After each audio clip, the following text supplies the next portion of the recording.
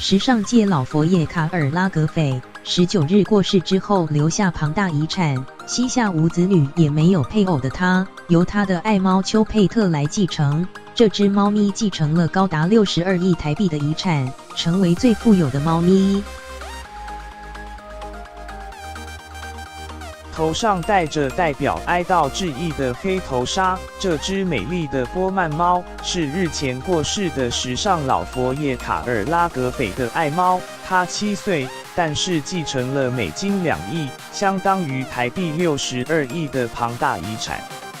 老佛爷原本不爱猫，但丘佩特 10个月大时帮另一名男模照顾他，自此认定他就是家人，甚至帮他推上了广告代言。2014年德国车厂就找来丘佩特担任代言人，还包括化妆品代言等等。丘佩特就为自己赚进了300万美金，相当于9300万台币的猫饲料酬劳。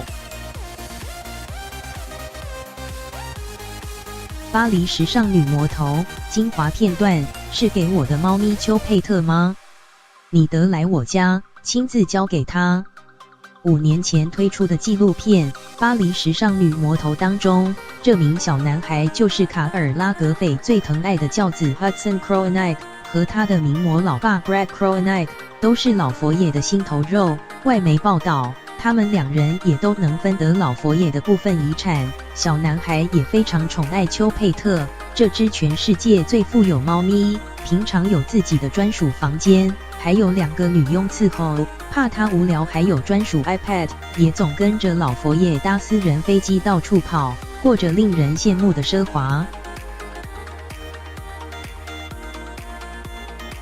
如今卡尔拉格斐离世，留下62亿的遗产给他，名副其实成为猫佛爷。